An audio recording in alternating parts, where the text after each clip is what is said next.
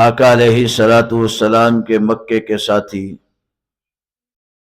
سرکار دو عالم صلی اللہ علیہ وسلم کے ہجرت کے ساتھی، آقا صلی اللہ علیہ وسلم کے غار کے ساتھی، کملی والے آقا صلی اللہ علیہ وسلم کے مدینے کے ساتھی، آقا علیہ السلام کے بدر کے ساتھی، آقا علیہ السلام کے احد کے ساتھی، آقا علیہ السلام کے خیبر کے ساتھی، کریم آقا کے حنین کے ساتھی، آقا کے بازار کے ساتھی، آقا کے مزار کے ساتھی، آقا کے قبر کے ساتھی اور کملی والے کے حشر کے ساتھی کی یاد میں بیٹھے ہیں۔ آج ہم اس ہستی کی یاد منا رہے ہیں کہ داتا گنج بخش فیض عالم، داتا گنج بخش، داتا گنج بخش بر صغیر کے اندر، پاک و ہند کے اندر داتا پیا ولیوں کے لاڑا ہے۔ ولیوں کے سرتاج کو گنج بخش فیض عالم کہتے ہیں، ولایت کے دلہے کو داتا گنج بخش فیض عالم کہتے ہیں۔ وہ داتا پیالے ہجویری کے ولایت کے سردار بھی جن کی ولایت کا اعتراف کر رہے ہوں۔ گنج بخش فیض عالم فرماتے ہیں، جس نے امت کے سب سے بڑے صوفی کو دیکھنا ہو، سب سے بڑے صوفی کو دیکھنا ہو، وہ صدیق اکبر کی ذات کو دیکھ لے۔ فرمایا کہ امت کے سب سے بڑے صوفی کا نام صدیق اکبر کی ذات، سب سے بڑے صوفی کا نام صدیق اکبر کی ذات ہے۔ وہ سیدنا صدیق اکبر، ان کی شان، ان کی عظمت کو کیا بیان کریں کہ اللہ رب العزت نے قرآن کے اندر انبیاء کے ذکر کے بعد، پاک نبی صلی اللہ علیہ وسلم کے ذکر کے بعد سب سے زیادہ جس کا ذکر کیا اس ہستی کا نام صدیق اکبر ہے۔ اس ہستی کا نام کیا ہے؟ صدیق اکبر ہے۔ اور قرآن نے کیا کہا؟ فرمایا نمازی نماز پڑھتا ہے، اللہ اسے تقوی متقی ہونے کا اعزاز دیتا ہے۔ روزے دار روزہ رکھتا ہے، اللہ اسے متقی ہونے کا اعزاز دیتا ہے۔ حاجی حج کرتا ہے، اللہ اسے متقی ہونے کا اعزاز دیتا ہے۔ غازی جہاد کرتا ہے، اللہ اسے متقی ہونے کا اعزاز دیتا ہے۔ قرآن پڑھنے والا قرآن پڑھتا ہے، اللہ اسے متقی ہونے کا اعزاز دیتا ہے۔ سخی اپنے مال کی سخاوت کرتا ہے، اللہ اسے متقی ہونے کا اعزاز دیتا ہے۔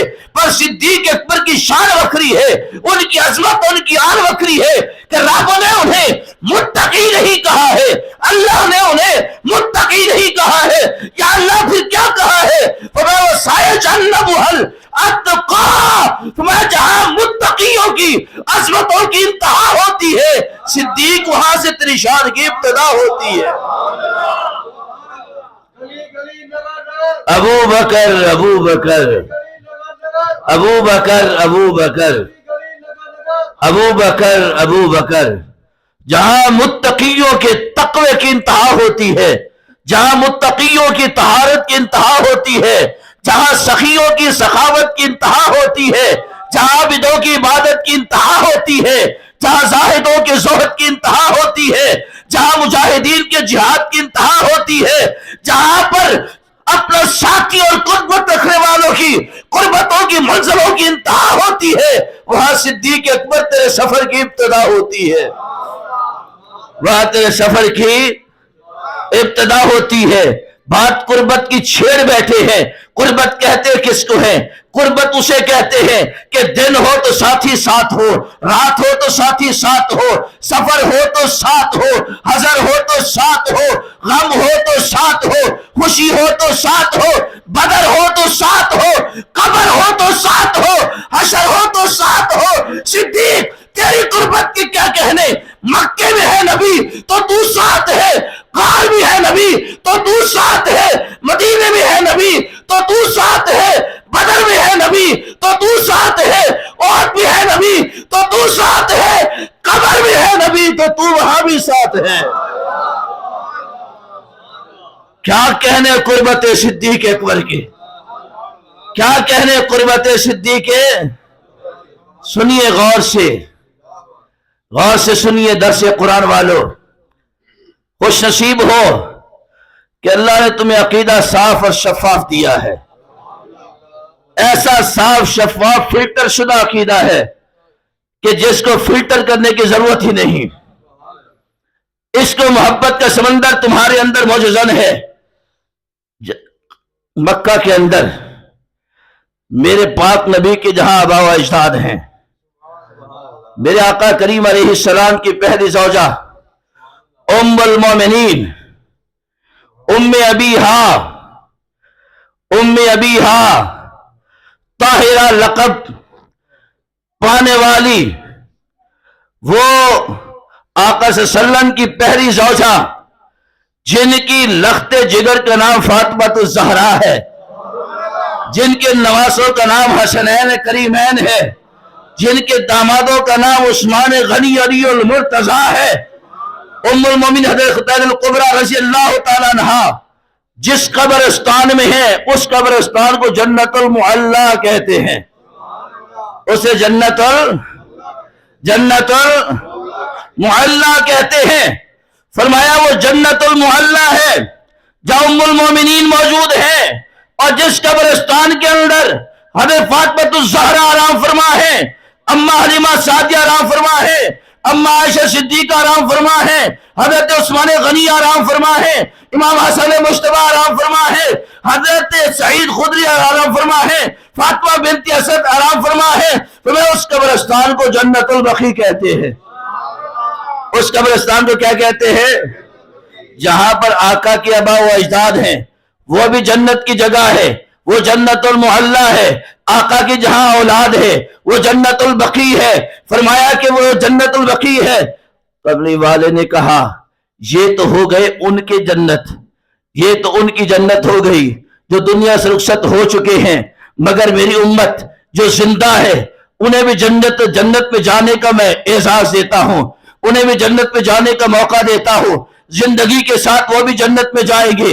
زندگی کے اندر وہ اپنی آنکھوں سے جنت کا محلہ دیکھیں گے، جنت کی گلی کو دیکھیں گے، جنت کے باغیچوں کو دیکھیں گے، جنت کی خوشبو کو محسوس کریں گے. کمنے والے وہ کون سی جگہ ہے؟ فرمایا میرے مدینے کی طرف آ جاؤ، میرے مدینے کی طرف آ جاؤ، میرے شہر میں آؤ، پھر مسجد نبوی کے اندر داخل ہو جاؤ. فرمایا جب مسجد نبوی میں داخل ہوگے، ما بین بیتی و منبری روضۃ من ریاض الجنہ، جہاں میں چہل قدمی کرتا رہا ہوں اپنے حجرے سے منبر تک گیا ہوں، اللہ نے اس جگہ کو جنت کا باغ بنا دیا ہے. اللہ اکبر، یا رسول اللہ،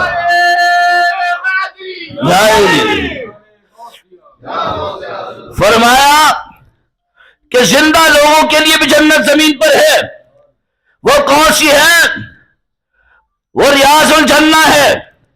وہ ریاض کملی والے کا فرمان ہے جس نے یہاں 2 رکعت پڑھی گویا اسے جنت کے اندر ہی پڑھی،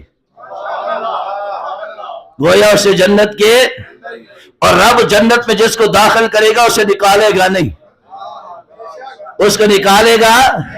شرط یہ ہے ایمان بھی اخلاص والا ہو، عقیدہ بھی اخلاص والا ہو. عقیدہ بھی اخلاص والا، ایمان بھی. اگر شیطان مردود تیرا عقیدہ اس کا ڈگمگاتا ہوگا تو رب جنت سے نکال بھی دے گا. ہاں عقیدہ رکھو محبتوں والا، محبوبوں والا.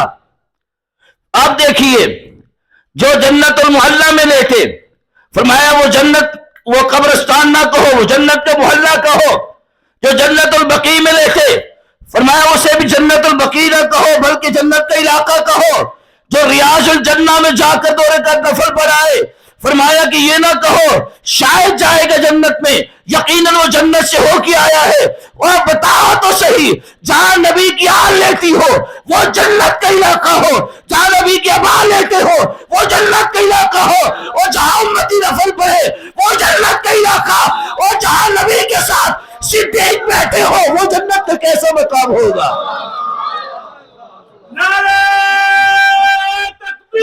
اللہ اکبر، یا رسول اللہ، یا رسول اللہ. ابو بکر ابو بکر ابو بکر ابو بکر جہاں نبی سے نسبت رکھنے والے آرام فرما ہے، وہ جنت کا محلہ ہے. وہ جنت کا، ہر محلے کا ایک مرکزی گھر ضرور ہوتا ہے، ایک مرکزی نقطہ ضرور ہوتا ہے، ہر علاقے کا ایک مرکز ضرور ہوتا ہے.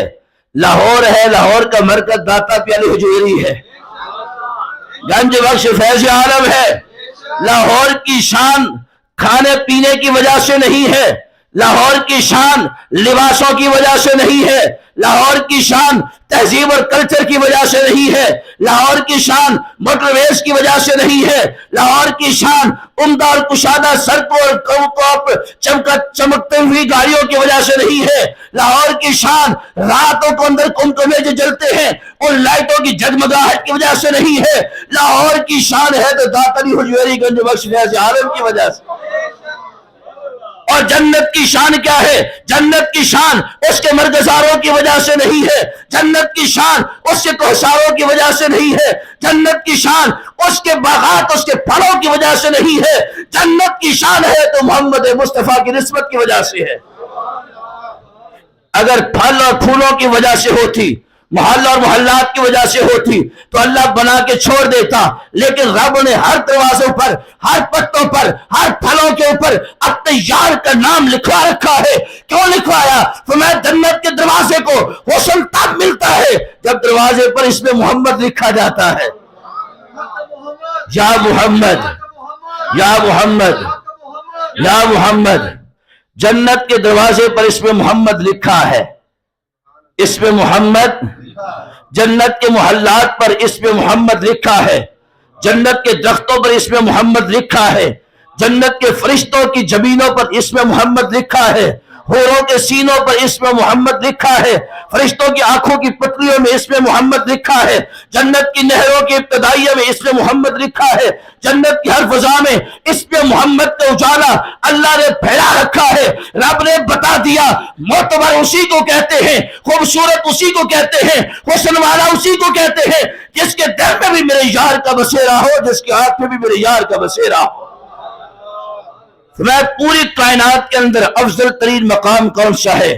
تو میں بڑے بڑے اعلیٰ قسم کے مقام ہوں گے، بڑے بڑے سونے مقام ہوں گے جن میں باغ بغیچے پھلواریاں ہوں گی، جن کے اندر اعلیٰ اعلیٰ اونچے اونچے پہاڑ ہوں گے، ان کے اوپر پیاری پیاری برف پڑ رہی ہوگی. لوگ کہیں گے یہ بڑی اعلیٰ جگہ ہے، یہ بڑی خوبصورت منظر ہے، لیکن رب کائنات نے فرمایا نہیں، سب سے اعلیٰ مقام وہیں پر ہے جہاں آمینہ کا لال آرام فرما ہے، جہاں پر محبوب پروردگار آرام فرما ہے. تو بتائیے تو صحیح، جنت البقیع میں حضرت فاطمہ الزہرا کی معیت میں جتنے بھی افراد آرام فرما ہے سارے خوش نصیب ہیں، سارے کے سارے دعا کرو اس محلے میں ہمیں بھی تھوڑی سی جگہ مل جائے، دعا کرو وہاں پر تھوڑی سی جگہ مل جائے. وہ سارے کے سارے خوش نصیب ہیں. اور اما خطیر القبرا کی معیت و قربت میں قبر مکہ کے اندر جنت محلہ میں آرام فرما جتنے مومن مومنات ہیں سارے کے سارے خوش نصیب ہیں، سارے کے سارے. ایران کا ایک شخص آیا، اور اس کا ٹاکرا ہو گیا میرا حسین زنجانی کے ساتھ. کس کے ساتھ ٹاکرا ہوا؟ وہ آیا تھا یہاں کے علماء سے مباحثہ کرنے کے لیے، مناظرہ کرنے کے لیے، یہاں پر ان سے بحث کرنے کے لیے آیا. صحابہ کی عظمت کے حوالے سے، سیدنا صدیق اکبر و فاروق اعظم کے شان کے حوالے سے مباحثہ کرنے کے لیے آیا، اور ہتھے چڑھ گیا ایک ملنگ درویش کے، صاحب حال، صاحب نظر کے، صاحب تصوف کے، صاحب نگاہ کے ہتھے چڑھ گیا. میرا حسین زنجانی نے دیکھا، کہا لگتا ہے تھکے ہوئے ہو، مسافر ہو، دور کا سفر کر کے آئے ہو. ظاہر ہے ایران سے داخل ہوا تفتان میں، تفتان سے چلتا کوئٹہ بلوچستان میں، وہاں سے سفر کرتا پنجاب کی سرحد سے ہوتا ہوا چلتا چلتا لاہور کی ان گلیوں میں پہنچا ہوگا تو بابا یہاں پر مل گیا ہوگا.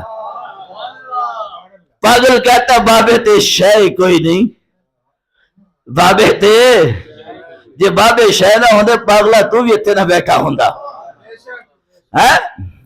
میرا حسین زنجانی کے ہاتھوں میں چڑھ گیا. بابا جی نے کہ بیٹھ، سفر کی تھکاوٹ اتار، یہ چائے پی. पूछा कहां से आ रहे हो?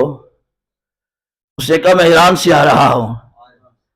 तो बाबा जी ने कहा कि फिर इराक भी गए होगे, करबला मोहल्ला भी गए होगे, सुना तो सही उन शहजादों की धरती की शान क्या है। उस ईरानी आलिम ने कहा कि मैं इसको मोहब्बत की बात करता हूं। इमाम अली मकाम का रोज़ा अतहर जहां पे है, इमाम अली मकाम का रोज़ा मुनव्वर जहां पे है, जिस सरजमीन को करबला मोहल्ला कहते हैं, करबला अल्लाह का करम है कि हमने उसकी जियारत की है। ये जाने मन और मैं, हम दोनों और 3 साथी हमारे, और उनमें एक दुनिया से रुखसत हुए, अल्लाह उनको जन्नत में आला मकाम दे। बैंतन के नाम के 5 साथी थे हम। तो ईरानी आलिम कहता है करबला के अंदर जहां इमाम हुसैन आराम फरमा है, उस मकाम की अजमत और शान ये है कि इमाम अली मकाम के रोज़े के 40 मील दाएं, 40 मील बाएं, 40 मील सामने, 40 मील पीछे जितने भी कब्रिस्तान हैं, उन कब्रिस्तानों में जितने भी आराम फरमा मोमिन मोमिनात थे, जितने मुसलमान उन कब्रिस्तानों के अंदर मदफून हैं, वो सारे के सारे जन्नती हैं। फरमाया क्यों? उसने कहा इमाम अली मकाम की बरकत है, इमाम अली मकाम की निस्बत है, इमाम अली मकाम की फ्यूज और बरकत की वजह से अल्लाह 40 मील तक आराम करने वाले हर मुसलमान को बख्श देगा, बगैर हिसाब के बख्श देगा। तो मीरा हुसैन ज़ंजानी ने कहा ये तो नवासे की शान है, नाने के बारे में क्या ख्याल है?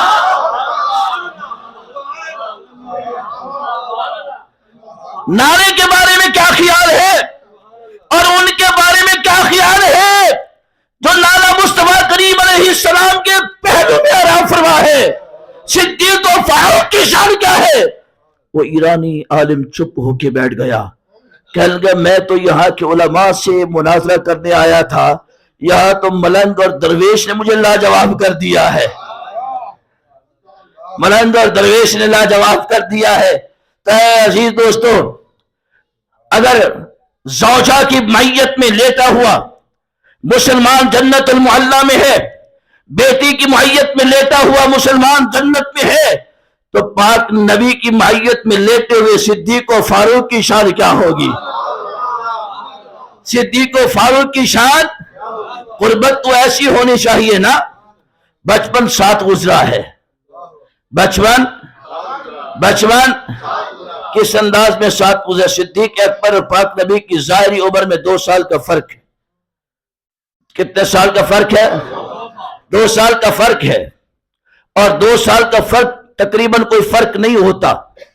ज़ाहिरी असबाब के हवाले से यारी बन जाए तो साल और वो लम्हे खत्म हो जाते हैं। और कुर्बत कैसी है? बचपन से ही यारी फिट हो गई।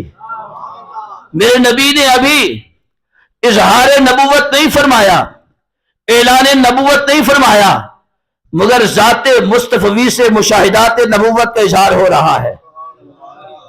मुशाहिदात नबूवत का इजहार। 7 साल की उम्र है, राहिब बैठा है रेगिस्तान के अंदर, दूर से देख रहा है, काफिला आ रहा है ताजरों का मक्का की जानिब से, और एक बदरी है, बादल का टुकड़ा है, सिर्फ एक बच्चे पर, 7 साल के बच्चे पर वो साया किए हुए है। वो बच्चा जिस समत जिस सवारी पे सवार है, सवारी के कदम रेत पे लगते हैं तो सब्जा उगाता है, दरख्तों के पास से गुजरती है तो शाखें झुककर सलाम कर रही है, पत्थरों के करीब से गुजरती है तो पत्थर दरोदे सलाम पढ़ रहे हैं। वो राहिब जान गया ये आम नहीं है, ये तो खास और खास है। ये वो है जिसका ऐलान आदम से लेकर ईसा पैगंबर तक हर नबी करते रहे हैं। राहिब को पता चल गया कि जिससे मुशाहिदात हो रहे हैं, जिससे मुशाजरात हो रहे हैं, ये कोई आम नहीं है, ये खातमुन नबीयीन है, ये रहमतुल लिल आलमीन है। तो सीना सिद्दीक अकबर की दोस्ती पाक नबी से बचपन से है। मक्का की गलियों में इकट्ठे चले हैं, मक्का की गलियों में इकट्ठे खेले हैं, बचपन भी साथ गुजरा है, जवानी भी साथ आई है, और सरकार की जो पहली शादी मुबारक है उसका एहतिमाम करने वाले भी सिद्दीक अकबर है। यार हो तो फिर यार ऐसा, यार हो तो یار ایسا جس کو یار کی خوشی اپنی خوشی لگے، جس کو یار کی خوشی۔ اما خطیبہ الکبریٰ رضی اللہ تعالیٰ عنہ نے جب رشتہ کیا نا پاک نبی کے ساتھ، اور والی بات ہے، جب رشتہ طے کیا تو مکہ کے سرداروں نے کہا اے خطیجہ تو کسی سردار کو پسند کرتی، تو اتنی بڑی تاجر ہے، تو رئیس مکہ ہے، شرفاء مکہ میں تیرا شمار ہوتا ہے، اشرافیہ کی تو سردار ہے، سب سے زیادہ تجارتی قافلے تیرے مکہ سے روانہ ہوتے ہیں، شام کی طرف، اردن کی طرف، یمن کی طرف، فلسطین کی طرف، روم کی طرف، ہر سمت میں تیرے تجارتی قافلے جاتے ہیں، سب سے زیادہ سرمایہ تیرا لگتا ہے۔ اے خطیجہ اگر تو کسی سردار کو پسند کرتی تو کتنا مزہ آتا، کتنا لطف آتا، برات آتی تو مکے کو خبر ہوتی کس کی برات آ رہی ہے۔ کہتے جانی چڑھے تو پتہ لگتا نا جانی کیڑے لاڑے دی چڑھ کے جا رہی ہے۔ اور جس شان سے یہ جنجیں نہیں ہے جو آج کل یہ نمود و نمائش کے لیے لاکھوں کروڑوں اوپر لٹائے جا رہے، جاہلانہ نظام ہے لیکن شان ہے۔ فرمایا جانی کا پتہ چلتا کہ کس سردار کے دروازے پر کسی سردار کی برات آ رہی ہے۔ اما خطیجہ دیکھ کر مسکرا دیتی، فرمایا تمہیں کیا خبر کہ میں نے کس کا انتخاب کیا ہے، تمہیں کیا خبر کہ قیامت تک مکے کی کسی رئیس کی بیوی کا نام تاریخ میں کسی کو خبر نہیں ہوگی، نہ کسی مورخ کو پتا ہوگا، نہ کسی ادیب کو پتا ہوگا، نہ کسی مصنف کو پتا ہوگا۔ میں نے شریک حیات کے لیے اس عظیم ہستی کا انتخاب کیا ہے، قیامت تک جب جب بھی امتی نبی پر درود و سلام پڑھیں گے میرا بھی نام ان کے ساتھ آتا رہے گا۔ تمہیں کیا خبر، میں نے سودا تو اس بازار میں کیا ہے جس بازار کے اندر فنا نہیں ہے، میں نے اپنا بیچا وہاں پر ہے جس سودے کو زوال نہیں ہے، میں خریدار اس سودے کی ہوئی ہوں جس سودے میں کبھی نقصان نہیں ہے۔ تمہیں کیا معلوم کہ کس در کے اوپر جا کر میں نے جبین نیاز کو جھکایا ہے، لوگ اس در پر جھکیں گے جس کا کوئی اصل نہیں ہوگا، میں اس در پہ جھکی ہوں قیامت تک جن کے نام کا چرچا ہوتا رہے گا۔ لوگوں نے تانے دیے، سردار آتے تھے، اے خطیجہ کسی بھی طرف اشارہ کرتی، یہ تو مکہ کے سردار ہیں، اگر بادشاہ نے وقت کی طرف بھی آپ اشارہ کرتی تو وہ بھی آپ کے نکاح کے پیغام کو قبول کرتے۔ فرمایا دیکھنا تو صحیح میری جنج آندھی کی ہوئی ہے، میری جنج ادھر صدیق اکبر یار مصطفیٰ ہے، وفادار مصطفیٰ ہے، علی پاک کرم اللہ وجہ الکریم مولا مرتضی مشکل کشا، مولا مرتضی مشکل کشا نہیں ہے، ٹلی ٹلی سبحان اللہ نہیں، مولا مرتضی مشکل کشا، مولا مرتضی، مولا مرتضی مشکل کشا، مولا مرتضی مشکل کشا، مولا مرتضی مشکل کشا، مولا مرتضی مشکل کشا، مولا مرتضی مشکل کشا۔ آپ فرماتے ہیں چار خوبیوں سے صدیق اکبر مجھ سے بازی لے گئے، چار خوبیوں سے مجھ سے بازی لے گئے۔ پوچھا وہ کون سی خوبی ہے؟ فرمایا کلمہ پڑھنے میں سب سے افضل صدیق اکبر ہے، کلمہ پڑھنے میں سب سے افضل، سب سے افضل۔ یہ کن کا فرمان ہے؟ کن کا فرمان ہے؟ گاجے گاج کے بولو کن کا فرمان ہے؟ کن کا فرمان ہے؟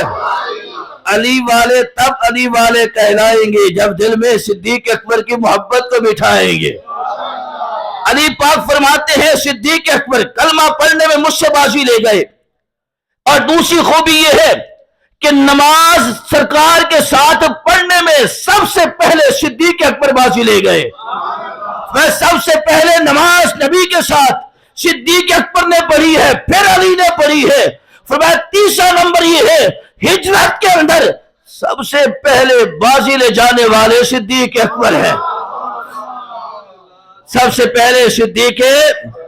اور فرمایا اس سے بڑی بازی لے گئے کہ اللہ نے صدیق اکبر کو مزار کے اندر سرکار کے ساتھ سب سے پہلے لٹا دیا ہے۔ حضرت علی پاک فرماتے ہیں آقا صلی اللہ علیہ وسلم نیکی کا اعلان فرماتے، اظہار فرماتے، ہماری کوشش ہوتی کہ ہم سبقت لے جائیں اس نیکی پر، مگر اس نیکی پر بھی سب سے پہلے سبقت لے جانے والے صدیق اکبر ہیں۔ صدیق اکبر سب سے پہلے سبقت لے جا۔ حضرت عمر فاروق فرماتے ہیں میں ڈھونڈتا تھا، میں تلاش کرتا تھا کہ کوئی ایسی نیکی مجھے ملے جس پر صدیق اکبر نہ پہنچے ہوں، جس پر صدیق اکبر، میں جنگلوں میں چلا جاتا، بیابانوں میں چلا جاتا، اطراف اور بستیوں میں چلا جاتا کہ کوئی ایسی نیکی جہاں تک صدیق کی رسائی نہ ہوئی ہو۔ عمر فرماتے ہیں جہاں جہاں میں گیا ہوں صدیق پہلے وہاں پہنچا ہے، جہاں جہاں میں گیا ہوں صدیق پہلے وہاں پر پہنچا۔ فرمایا صدیق اکبر کی دور خلافت ختم ہو چکا، وصال فرما گئے۔ ایک جنگل میں گیا، ایک بوڑھی عورت کو میں نے دیکھا کہ بوڑھی عورت اکیلی مکان میں ہے۔ میں نے اس کے مکان کی صفائی کی، صفائی بھی کر رہا ہوں، دل میں سوچ رہا ہوں صدیق یہاں پر نہیں پہنچے ہوں گے، صدیق یہاں پر نہیں پہنچے ہوں گے۔ حضرت عمر فرماتے ہیں میں نے صفائی کی، پھر کھانا میں نے تیار کیا، کھانا تیار کر کے اس بوڑھی عورت کے سامنے رکھ دیا اور میں نے کہا اماں کھانا کھا لو، اماں کھانا کھا لو۔ وہ آنکھوں سے ربینہ عورت ہے، آنکھوں سے نظر نہیں آتا۔ جب میں نے کہا اماں کھانا کھا لو، اس نے کہا لگتا ہے صدیق اکبر کا وصال ہو گیا ہے۔ وہ بوڑھی عورت کہتی ہے لگتا ہے صدیق اکبر کا وصال ہو گیا ہے۔ فرمایا اماں تو بتا تو صدیق کو کیسے پہچانتی ہے؟ تو آنکھوں سے نبینہ ہے، تو صدیق کو کیسے پہچانتی ہے؟ فرمایا جب تک صدیق اکبر حیات ہے روزانہ آتے تھے، میری گھر کی صفائی بھی کرتے اور اپنے ہاتھوں سے نوالے توڑ توڑ کے مجھے کھلایا کرتے تھے۔ صدیق اکبر رو پڑے اور کہتے کاش میں اتنا بڑا عمر نہ ہوتا، صدیق اکبر کے سینے کا اقبال ہوتا، صدیق اکبر کے سینے کا اقبال ہوتا تو مولا علی تڑپ اٹھے، تڑپ اٹھے۔ تو میں سن لو امام المقتدی جو امت کے پہلے امام ہیں وہ صدیق اکبر ہے۔ وہ کون ہے؟ امام المقتدی۔ امام المقتدی اس کو کہتے ہیں نبی کے بعد اس ساری امت نے جس کی اقتداء میں نماز پڑھی ہو۔ حضرت علی پاک فرماتے امام المقتدی صدیق اکبر کی ذات ہے کہ جن کے پیچھے عمر نے بھی نماز پڑھی ہے، عثمان نے بھی نماز پڑھی ہے، علی نے بھی نماز پڑھی ہے، حسن نے بھی نماز پڑھی ہے، حسین نے بھی نماز پڑھی ہے۔ آل بیت کے امام کو صدیق اکبر کہتے ہیں، شیخین کے امام کو صدیق اکبر کہتے ہیں، شہیدوں کے امام کو صدیق اکبر کہتے ہیں، غازیوں کے امام کو صدیق اکبر کہتے ہیں، شہیدوں کے امام کو صدیق اکبر کہتے ہیں، سخیوں کے امام کو صدیق اکبر کہتے ہیں، پورے امت کے کلمہ پڑھنے والوں کے امام کو صدیق اکبر کہتے ہیں۔ اور حضرت علی پاک فرماتے ہیں سب سے پہلے جو شیخ الاسلام ہے، سب سے پہلے شیخ الاسلام، سب سے پہلے جو شیخ الاسلام ہے وہ صدیق اکبر ہے۔ وہ کون ہے؟ کون ہے؟ یہ کسی کمزور راوی کی روایت نہیں ہے، یہ روایت ہے مولا مرتضی مشکل کشا کی، یہ روایت ہے مولا مرتضی مشکل کشا شیر خدا علی المرتضی کرم اللہ وجہ الکریم کی روایت ہے۔ آپ فرماتے ہیں کہ امت کے سب سے پہلے جو شیخ الاسلام ہے وہ صدیق اکبر کی ذات ہے۔ وہ کس کی ذات ہے؟ صدیق اکبر کی ذات ہے۔ اور سیدنا صدیق اکبر کو خبر ہوتی ہے نا کہ یار کی شادی ہو رہی ہے، قربت کی چس آئے گی کہ یار وہ ہوتے ہیں جو خوشی میں بھی یار ہو، غمی کے اندر بھی یہ تو نہ ہو پراٹھے حلوے منڈے کھا رہے ہو تو ساتھ ہو، پریشانی تکلیف آئے تو بھاگ جائیں۔ اصل پتہ چلتا ہے نا مصیبت کا، امتحان کا، ان گھڑیوں میں ساتھ کون کھڑا تھا؟ ہیں تصویروں میں تو سب ساتھ ہوتے ہیں، اصل تو یہ ہے پریکٹیکل میں کون ساتھ کھڑا ہے؟ جو ساتھ کھڑا رہتا ہے قیامت تک اللہ اسے ساتھی بنا دیتا ہے۔ تو سیدنا صدیق اکبر کو خبر ہوئی کہ یار کی شادی ہے، یار کی، ابھی اس وقت کلمہ تو نہیں پڑھا ہے نا، اعلان نبوت تو نہیں فرمایا پاک نبی نے، یار کی شادی ہے، یار کی شادی ہے۔ تو شادی کا اعلان ہو چکا، ڈیٹ طے ہو چکی، اناؤنسمنٹ مکہ میں ہو چکی، اور تاریخیں پہنچ چکی، تاریخ ہر کسی تک پہنچ چکی، ہر ایک کو خبر مل چکی، ہر ایک کی طرف سدے پہنچ گئے۔ سیدنا صدیق اکبر کبھی یمن میں ہیں، کبھی آپ شام میں ہیں، کبھی فلسطین میں ہیں، اور کیا کر رہے ہیں؟ بازاروں میں سوٹ کی سلیکشن کر رہے ہیں۔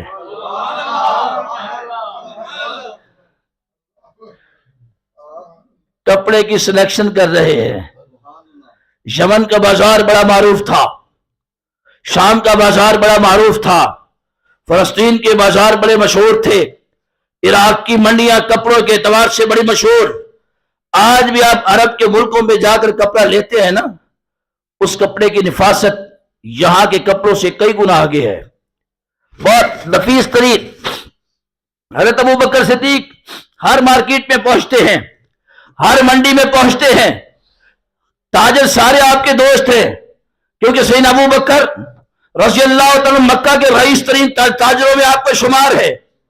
پوچھتے ہیں یار ابوبکر بات کیا ہے؟ کپڑا کوئی پسند ہی نہیں آتا ہے، اتنی اعلیٰ سے اعلیٰ اقسام کے کپڑے دکھائے جن کو بادشاہ بھی خریدتے ہوئے سوچتے ہیں، آپ کو کپڑا پسند نہیں آتا؟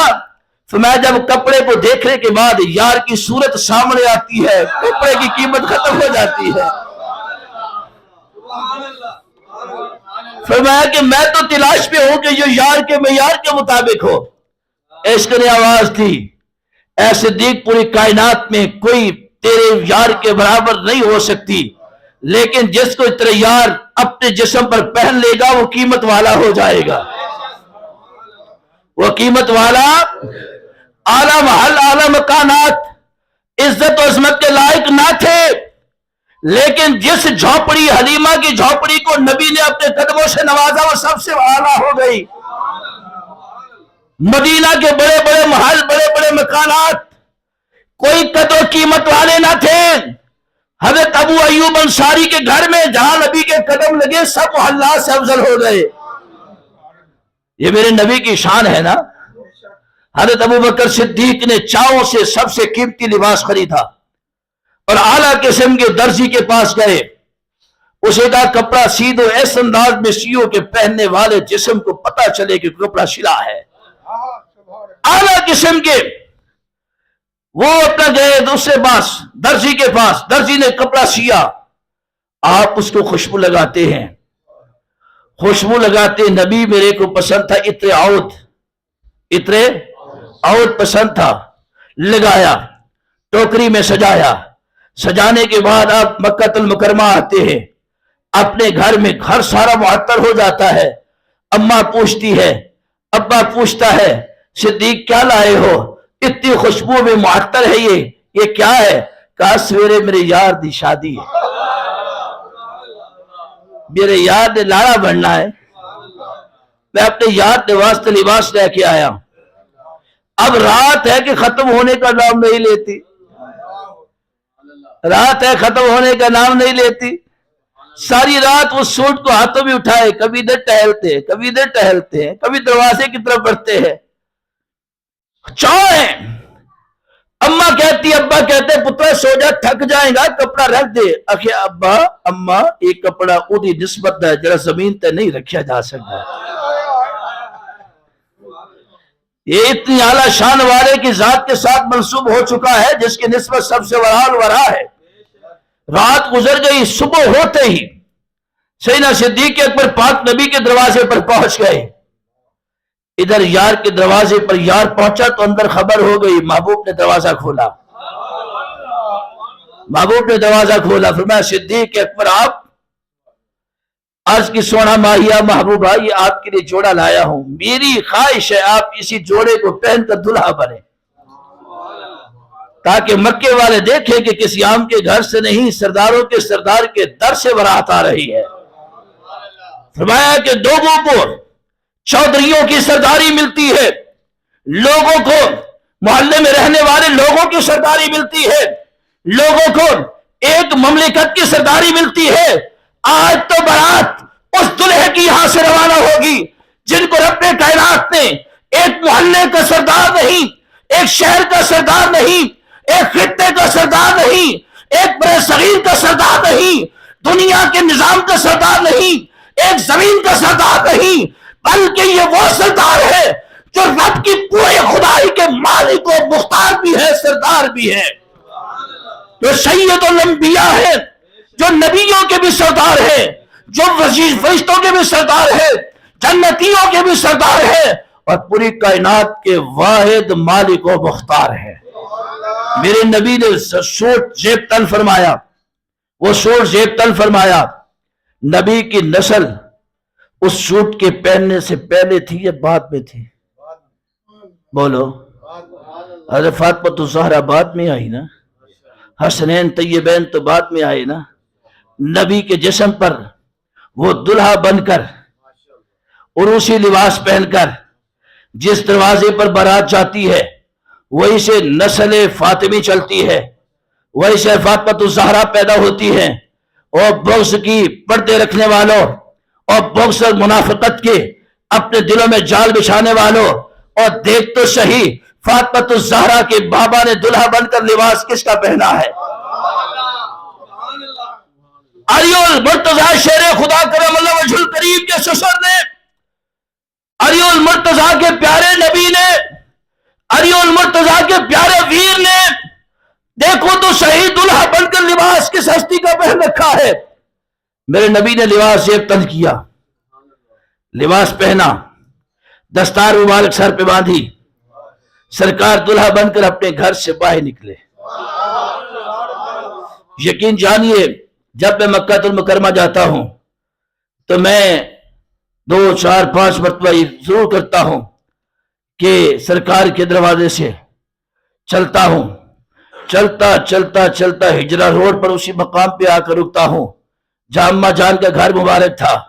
میں کہتا سونا انہی راستوں سے آپ کی بارات گزری تھی۔ تو حضرت خدای الکبریٰ نے بارات کے استقبال کے لیے کیا کیا؟ کنیزوں کو اشرفیوں کے تھال دے دیے، بارات ہے لٹانا، پتہ چلے سردار کی بارات آ رہی ہے۔ صدیق اکبر نے کہا خدای الکبریٰ یہ آپ کی شان ہے، یہ آپ کی محبت کا اظہار ہے۔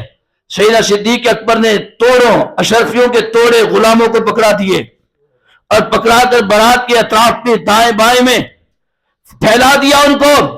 فرمایا کہ نبی کے گھر سے لے کر اماں جان کے گھر تک جو راستہ ہے راستے میں ہاتھوں کو روکنا نہیں، اشرفیوں کی برسات ایسے کرنی ہے جیسے آسمان سے بارش برس رہی ہو، تاکہ دنیا کو پتہ چل جائے، مکے کے لوگوں کو پتہ چل جائے اگر کسی سردار کے گھر بارات جا رہی ہے تو کسی عام کی نہیں، سید الانبیاء کی بارات جا رہی ہے۔ اللہ اکبر، یا رسول اللہ،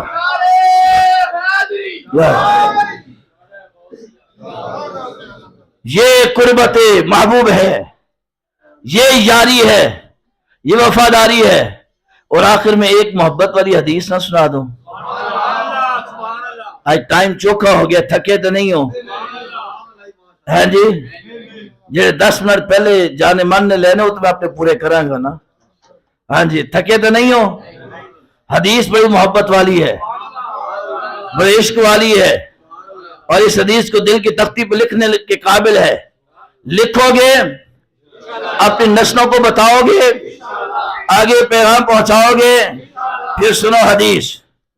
یہ حدیث جو بیان کر رہا ہوں اس کے راوی اتنے کامل ہیں، اتنے مضبوط ہیں، ان کی وجہ سے پوری دنیا مضبوط ہو رہی ہے، اور یہ راوی اتنے اتھینٹک ہے کہ ان پر کوئی اعتراض نہیں کر سکتا۔ آؤ میں تمہیں حدیث پاک سناتا ہوں۔ اس حدیث کے راوی امام جعفر صادق، گجوج کے کہہ دو سبحان اللہ، گجوج کے کہہ دو سبحان اللہ۔ یہ جو شوق سے کنڈے پکانے والے دوست ہیں، کنڈے پکانا حلال عمل ہے، حرام نہیں، حلال عمل ہے، حرام کیوں کہ ایصال ثواب کی مجلس ہے نا، لیکن اس میں اگر بغض صحابہ ہوا تو حرام ہوگا۔ اگر اس نیاز میں حضرت ابو بکر، حضرت عمر، حضرت عثمان، حضرت امیر معاویہ پر لعن طعن کی گئی تو وہ حرام ہوگا۔ یہ کھلے لفظوں سے کہہ رہا ہوں۔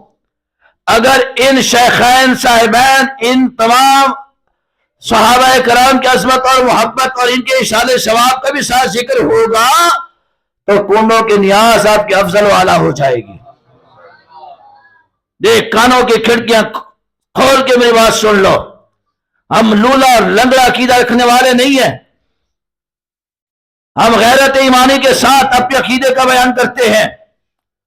اور یہ حدیث سنیے، اس کے پہلے راوی امام جعفر صادق۔ امام جعفر صادق کا تعارف مختصر سے یہ ہے، آپ سے کسی نے پوچھا کہ آپ نام کے ساتھ صادق کیوں لگاتے ہیں؟ فرمایا دو سچوں کی اولاد ہوں۔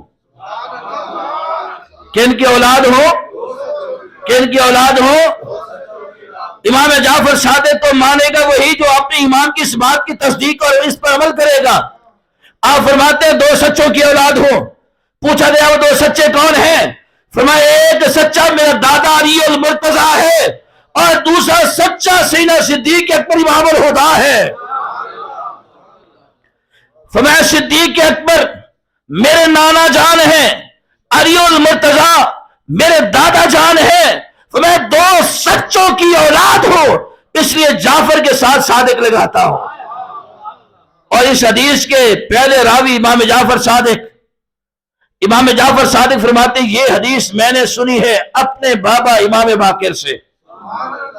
اپنے بابا امام باقر سے۔ امام باقر کون ہے؟ جن کے نکاح میں سیدنا صدیق اکبر کی پرپوتی ہے۔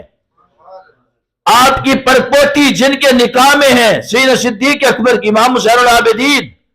آپ نے تلاش کیا کہ میرا پہلا بیٹا ہے باقر، 18 سال کا ہو گیا ہے، اس کی شادی کرنی ہے، رشتہ کس خاندان میں تلاش کروں؟ کون سا اشرافیہ کا خاندان ہے؟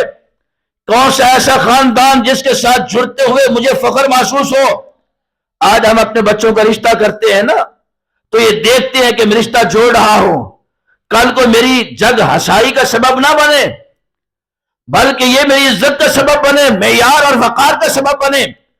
تو امام باقر کے انتخاب کے لیے، رشتے کے انتخاب کے لیے امام زین العابدین فرماتے ہیں کہ میں نے عرب کے ہر گھرانے کی طرف نگاہ دوڑائی تو میری نگاہ میں ایک ہی گھر آیا۔ فرمایا جس در پر بارات رسول گئی تھی وہ گھرانہ سب سے افضل و اعلیٰ ہے، یعنی صدیق اکبر کا گھرانہ۔ تو میں بھی اسی دروازے پر گیا، صدیق اکبر کی پرپوتی کو اپنی بہو کا انتخاب کر کے میں نے فیصلہ حق اور سچ پہ مبنی کر دیا۔ امام باقر، امام جعفر صادق فرماتے ہیں میں نے حدیث اپنے باپ امام باقر سے سنی ہے۔ امام باقر فرماتے ہیں میں نے یہ حدیث اپنے بابا امام زین العابدین سے سنی ہے۔ امام زین العابدین آپ فرماتے ہیں میں نے یہ حدیث اپنے بابا امام حسین سے سنی ہے، اور امام حسین فرماتے ہیں میں نے یہ حدیث مولا مشکل کشا حضرت علی المرتضیٰ سے سنی ہے۔ مجھے بتاؤ ان راویوں میں کوئی راوی ہے ایسا جس پر کوئی اعتراض کر سکے؟ اگر کوئی اعتراض کرے اس کا ایمان سلامت رہے گا؟ یہ حدیث کتنی اتھینٹک۔ امام جعفر فرماتے ہیں میں نے اپنے ابا سے امام باقر سے سنی۔ امام باقر کہتے ہیں میں نے اپنے باپ امام زین العابدین سے۔ امام زین العابدین فرماتے ہیں میں نے امام حسین سے، اور امام حسین جنتی جوانوں کے سردار، نبی کے موڑوں پہ سواری کرنے والے، آقا کے سینے پہ لیٹنے والے، جن کی خاطر نبی کے سجدے طویل ہو اسے حسین ابن علی کہتے ہیں۔ اور امام حسین کہتے ہیں یہ حدیث میں نے مولا مشکل کشا سے سنی ہے۔ اور مولا مشکل کشا کیا ہے؟ جنہیں نبی اپنے علم کے شہر کا دروازہ کہے۔ اور مولا مرتضیٰ کون ہے؟ من کنت مولا فہذا علی المولا۔ فرمایا جس کا میں مولا ہوں علی اسی کا مولا ہے، علی اسی کا مولا ہے۔ اور علی کون ہے؟ جس کا چہرہ دیکھنا عبادت، جس کا ذکر کرنا عبادت، جس کا ذکر سننا عبادت، جس کی شان بیان کرنا عبادت، جس کی شان کو سننا عبادت، جس کا نام لکھنا عبادت، اس لکھے ہوئے نام کو پڑھنا عبادت۔ او علی المرتضیٰ فرماتے ہیں یہ حدیث جو میں بیان کر رہا ہوں یہ میں نے کسی راوی سے سنی نہیں ہے، میں نے اپنی آنکھوں سے منظر دیکھا ہے، یہ منظر میں نے اپنی آنکھوں سے دیکھا ہے۔ کیا حدیث ہے؟ فرمایا ایک سفر میں ہم تھے، ہم سفر مصطفیٰ، سفر میں ہم سفر، کاش کوئی ایسا سفر ملے قیامت کے دن کہ محبوب کا سفر ہو جنت کی طرف، اور ہم بھی سرکار کے غلاموں کے غلاموں کے غلاموں کے غلاموں کے غلاموں کے ہاتھوں میں ہاتھ ڈال کر ہم سفر مصطفیٰ ہو جائے۔ کاش کوئی ایسا سفر ملے۔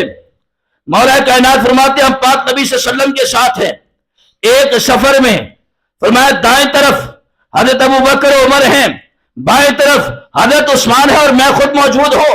فرمایا اسی اسنا میں حضرت ابو دردہ، حضرت ابو دردہ رضی اللہ تعالیٰ عنہ صحابی رسول ہے، بڑی شان والے ہیں، مرگ الموت ہے، قریب تھے کہ موت کے دروازے پر پہنچ جائے۔ آقا کو دو گھوڑے تحفے میں بھیجتے، عشاء کے وقت میں گھوڑے آتے ہیں، حضرت بلال سے آقا پوچھتے ہیں کس کے ہیں؟ عرض کیا رسول اللہ ابو دردہ نے بھیجے ہیں۔ انہوں نے کہا کہ میرا آخری سلام قبول کیجئے، موت کا وقت قریب ہے۔ میرے نبی نے کہا تحفہ آیا تو جواب تحفہ نہ جائے، یہ کیسے ہو سکتا؟ امتی یہاں سے سلام بھیجے اور وہاں سے سلام کا جواب نہ آئے، یہ ہو سکتا ہی نہیں۔ میرے پاک نبی نے مٹی کا ایک ڈھیلا دیا، مٹی کا ایک ڈھیلا دیا، ڈھیلا دے کے فرمایا اے ابو دردہ، اے عثمان، حضرت عثمان غنی سے فرمایا، جاوید بھائی وہ لال رنگ والا باکس لے آئے ادھر سے۔ حضرت ابو دردہ حضرت عثمان غنی کو فرمایا اے عثمان یہ مٹی کا ڈھیلا ہے۔ کہاں سے اٹھایا؟ جہاں نبی پاک بیٹھے ہوئے تھے، جہاں تشریف فرما تھے۔ فرمایا یہ عثمان اس مٹی کے ڈھیلے کو ابو دردہ کو جا کے دے دینا، کہنا کہ نبی نے تحفے میں جواب تحفہ بھیجا ہے۔ وہ مٹی کا ڈھیلا حضرت عثمان غنی لے کے آئے، حضرت ابو دردہ کی آنکھوں میں آنسو آ گئے۔ آپ نے ایک ذرہ لیا، اس میں سے ذرہ لے کے پانی کے گلاس میں ڈالا، وہ پانی پی گئے، پانی اندر تھا بیماری باہر تھی۔ سمجھے نہیں۔ اور پیر مرید نو پھونک چا مارے، مرید ٹھیک ہو جائے تیار چار زمانے دے وچ ہر شخص نعرے پہ ماردا ہے کہ میرے پیر دی کرامت ہے، نبی نے تحفہ دیا، اس پر حضرت ابو دردہ صحت یاب ہوئے، آپ پر فرق ہی نہیں پڑا۔ اللہ اکبر، یا رسول اللہ، یا زندہ باد زندہ باد۔ حضرت ابو دردہ رضی اللہ تعالیٰ عنہ، حضرت ابو دردہ کے پاس پاک نبی صلی اللہ علیہ وسلم کا وہ جگ پہنچتا ہے نا، وہ مٹی کا تحفہ پہنچتا ہے، آپ گلاس میں ڈالتے ہیں، ڈالنے کے بعد جو ہی حضرت ابو دردہ کے اندر پانی جاتا ہے تو بیماری باہر صحت یاب ہو جاتے ہیں، اور فجر کی نماز پاک نبی صلی اللہ علیہ وسلم کے پیچھے پہلے سب پہ آ کے ادا کرتے ہیں۔ آقا فرماتے ابو دردہ بتا تو صحیح، اور تیری بیماری کا کیا بنا؟ عرض کی سونا جہاں آپ کے تحفے ہو وہاں بیماریاں کچھ بھی نہیں رہتی ہیں، وہاں بیماریاں کچھ بھی نہیں رہتی ہیں۔ یہ وہ خاک مبارک ہے، کئی سندوں کے ساتھ، کئی واسطوں کے ساتھ، اللہ کے فضل سے ہی حضرت عثمان غنی کے پاس سے ہی، پھر وہاں سے چلتی آپ نے اپنے پاس محفوظ رکھی، چلتی چلتی چلتی چلتی رب ذوالجلال نے درس قرآن کمیٹی کو تحفہ عطا فرما دیا۔ تو حضرت ابو دردہ رضی اللہ تعالیٰ عنہ اسی سفر میں ساتھ ہے، چلتے چلتے حضرت ابو دردہ چند قدم آگے ہو گئے، حضرت ابو بکر صدیق کے آگے ہو گئے۔ حضرت علی پاک فرماتے ہم دیکھ رہے تھے حضرت ابو دردہ کو، میرے پاک نبی نے ابو دردہ کو آواز نہیں لگائی، چاہتے تو آقا آواز لگا سکتے تھے، آواز نہیں لگائی۔ حضرت علی پاک فرماتے ہم نے آقا کے چہرے کے رنگ کو بدلتا ہوا دیکھا ہے، اور سرکار دو عالم تیزی کے ساتھ آگے بڑھے. بڑھنے کے بعد ابو دردہ کو بازو سے پکڑ کے پیچھے ہٹا دیا. میں تمہیں پتا نہیں کہ تو کس کو کمر کر کے جا رہا ہے؟ امت کے سب سے پہلے اور سب سے بڑے سچا افراد تیرے پیچھے ہے، تو آگے چلے. میں قیامت تک جو میرے ابو بکر کو کمر کرے گا، نبی اس کو ایسے ہی کرے گا. آپ نے پکڑا، ابو دردہ کو پیچھے ہٹا دیا. میں کوئی میرے ابو بکر کو کمر کر کے نہ چلے، کوئی میرے ابو بکر کو کمر کر کے نہ چلے. یہ نبی کو گوارا. یار نبی پاک حضرت ابو بکر صدیق کو کمر کرنے والے کو برداشت نہیں کرتے، تو صدیق اکبر پر بھونکنے والے کو نبی کیسے برداشت کریں گے؟ کیسے برداشت کریں گے؟ اور مولا مرتضی مشکل کشا شیر خدا کرم اللہ وجہ الکریم فرماتے ہیں کہ ایمان والا ہو اس کے دل میں میری محبت اور ان شیخین حضرت عمر اور حضرت ابو بکر کی بغض اکٹھے نہیں ہو سکتے. اکٹھے یا شیخین کی محبت اور میرا بغض مومن کے سینے میں اکٹھے نہیں ہو سکتے. فرمایا وہ منافق ہوگا، اور مومن وہ ہوگا کہ جس کے دل میں علی کی بھی محبت ہوگی، علی کے یاروں کی بھی محبت ہوگی. محمد بن حنفیہ کوفہ کے اندر سوال کرتے ہیں، یہ حضرت علی پاک کے بیٹے ہیں، سوال کرتے ہیں بابا جان امت میں آقا کے بعد سب سے افضل کون ہے؟ فرمایا ابو بکر صدیق. ابو بکر. عرض کی بابا جان ان کے بعد؟ فرمایا عمر. خاموش ہو گئے. فرمایا محمد بن حنفیہ پوچھتے کیوں نہیں ہو؟ عرض کی سونا میرا خیال تھا کہ آپ عثمان نہ کہتے. فرمایا ہاں عثمان غنی. اور اس کے بعد میں. مولا مرتضی مشکل کشا فرماتے ہیں کہ جو مجھے ابو بکر سے افضل کہے علی کا درہ اس کو سزا دے گا. علی کا درہ اس کو. کسی نے کہا نا اے علی پاک آپ پوری دنیا میں پوری کائنات میں مجھے سب سے بہتر اور افضل نظر آتے ہیں. فرمایا بتا کیا تو نے میرے نبی کو دیکھا ہے؟ میرے نبی کو دیکھا ہے؟ اس نے کہا نہیں. فرمایا کیا تو نے صدیق اکبر کو دیکھا ہے؟ اس نے کہا نہیں. فرمایا اگر تو نے میرے نبی کو دیکھا ہوتا پھر مجھے تو بہتر کہتا تو میں تیری گردن اڑا دیتا، کیونکہ پوری کائنات میں بہتر اور افضل میرے نبی کے حسن و جمال میں کوئی بھی کائنات میں نہیں آیا ہے. سب سے افضل سب سے بہتر ذات ہے تو میرے نبی کی ذات ہے، اور ان کے بعد جو افضل و بہتر ذات ہے ابو بکر صدیق کی ذات ہے. میں اگر ابو بکر کو تو نے دیکھا ہوتا پھر بھی تو مجھے بہتر کہتا تو پھر میں تجھے درے لگاتا، کوڑے لگاتا، سزا دیتا، تاکہ تجھے پتا ہوتا صدیق اکبر کی شان کیا ہے. تو داتا پیاری حجویری گنج بخش فیض عالم فرماتے ہیں امت کے سب سے بڑے صوفی کو ابو بکر صدیق کہتے ہیں. صوفی اس وقت تک صوفی ہو نہیں سکتا جب تک صدیق اکبر کی محبت نہ سینے میں ہو. دعا کیجیے اللہ ہماری سنگت کو سلامت رکھے. اللہ تعالی ہماری اس درس قرآن کے انجمن کو اور اس کی مہک کو، اس کی خوشبو کو تا قیامت نسلوں کے ذریعے سے بھی اللہ پروان عطا فرمائے. کل کو ہم نہ رہیں، ہماری نسلیں اس خوشبو کو پھیلاتی رہیں، ایسے ذکر کرتے رہیں، ایسے ذکر سناتے رہیں. آمین ثم آمین.